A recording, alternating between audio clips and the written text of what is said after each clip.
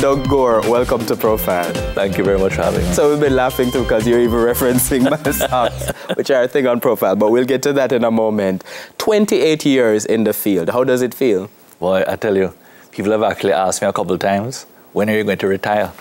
And I don't feel like I want to retire yet. I think that if I get out there on a race and I actually feel that I'm also ran and I'm just there to fill the grid, then yeah, I will quit. But I think I still have the driving spirit in me and I can still win. I was actually the champion last year for my class. So yes, I still have it and I'm still going to push. As long as I feel that way in my heart, I'm going to keep going. You started in '94. What was it that, propelled you to begin? So when I was young, I was always watching my father, my uncles, all of them were into racing. So I always found it intriguing. And then my father was one of those guys that he excelled in every single sport that he went and did. And he actually played for Jamaica for golfing, did badminton. He actually did some jet ski boats out in the harbor, and then of course racing. And I always noticed that every gathering that we had at home, it would come back around to racing, So I would sit there and go, I really want to take this up. And I said to Dad, I says, so when can I race cars? And he says, no, when you can afford it. So I said, but hold on, I mean, isn't it supposed to be the father now helps the son and that sort of thing? He said, no. It's a very, very expensive sport. So I said, when you can afford it, then we can think about it. So it was one day that I was looking at a race car and I was a friend of mine, Felix Headley, and he said, Doug, I would like you to get the race car. I see you're driving on the road. You're driving like a madman. I said, one day you're going to kill yourself. I said, you need to go vent your frustrations elsewhere. And what better way to That was his advice? Yes, man. He says, listen, man, take it out on the track. Don't take it out on the road. So I said, all right. And he gave me some terms on the race car. I remember going to my father, showing off the race car, and said, Dad, this is mine, And he just shook his head and he says, oh, you realize what this is going to cost you? And I said, but Dad, suppose I made money out of this. And he said, make money? Impossible. Well, my first... You said it was impossible? Yes, man. And my first big international event was a SR Rally. And I had 52 sponsors plastered even on the roof of the race car. And all I did was I asked every one of them for 5,000 Jamaican dollars. But guess what? 52 times 5,000 comes out a lot of money. And it was actually able to go and buy my race car, buy tires, buy everything.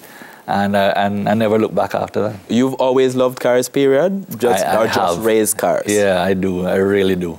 I have a car outside that I'd like to put you in after we finish here, No, man, I'm up for it. As I said to you earlier, yeah, I'm also a thrill seeker. Yeah, I'll do things. But talk to me a little bit about your mom. So if your father is doing this, he's involved in all sorts of these kinds of different kinds of activities. What was your mother saying? So my mom was Miss Jamaica 1965, so to kind of give a little gist of how the family was. So she was also one of those things that everything was good, everything was try something new, just coming from her background. And she was always probably my biggest fan growing up. So, to go out there and risk life and limb, she was always one that would bring the pom-poms and she would be cheering the loudest. And yeah, I've been very, very fortunate especially with my parents to be behind me once I got started. How did that sort of push or relationship with your parents influence schooling itself? So one of the things that I've done, especially with my kids, is that I found out from an early age, even with myself, and it's something that the others can take and learn from it. It's like my son, when he started racing go-karts. I said to him, listen, I will always fund your racing career if you do one thing for me. And only one thing, get good grades at school. Well, guess what? He has been an honor roll student ever since. Yes. He gets straight A's, and my daughter Sabrina has been the same way. She's just excelled in school. She now has her own little business here going on. And I have a little 4.5-month-old baby that just came into the world, Mila. So yeah, I think I'm going to do the same with her, find out her passions and just say to her, listen, as long as you excel in school, I'm all behind you. Is this what your parents were saying to you as well? And well, I wasn't so good in school, but I had a drive. I was an entrepreneur from an early age, and I always had a drive to succeed, don't care what.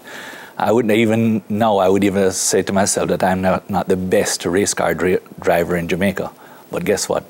When I go out there on a racetrack, there's only one thing on my mind is to win. Where does that come from? That drive to win? Yes, and just to be the best no matter what. Boy, I don't know. To recognize that maybe you're not at a certain place, but just to keep at it, keep at it. Yeah, because I mean, my kids are the same way, so I guess it's something that is instilled in us, because I definitely have it, there's no doubt about it.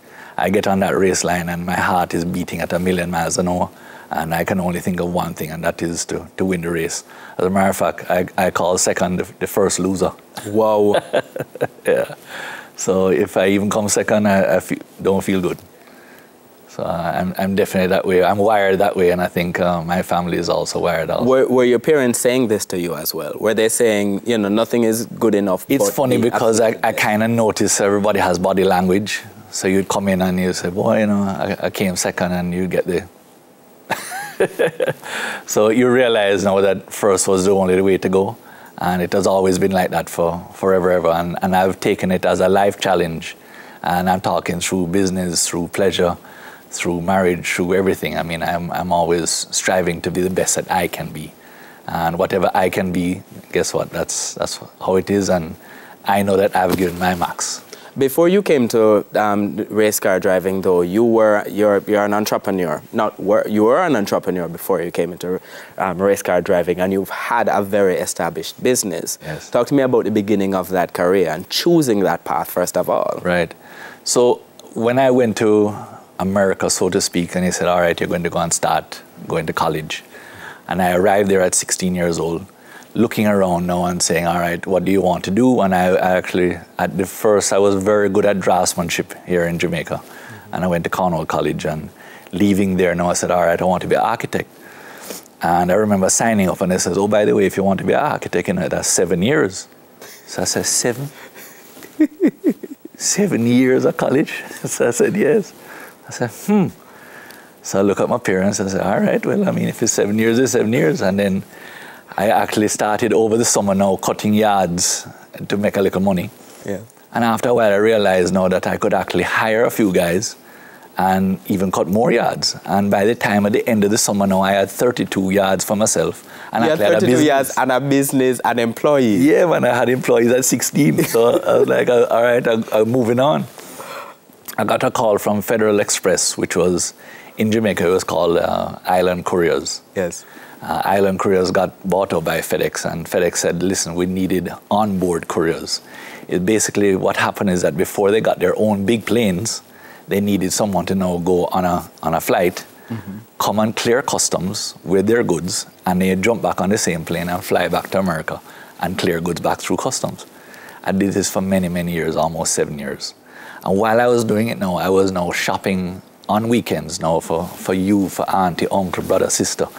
I was buying TVs, VCRs. So the courier business developed. Yeah, Walkmans, satellite dish. I'm going to have to take the break right now. So let me take the break and come back and talk a little bit about how that business developed and some of the major challenges there, as well as triumphs before we go back to racing. My guest today is local and international circuit race driver Doug Hollywood Gore.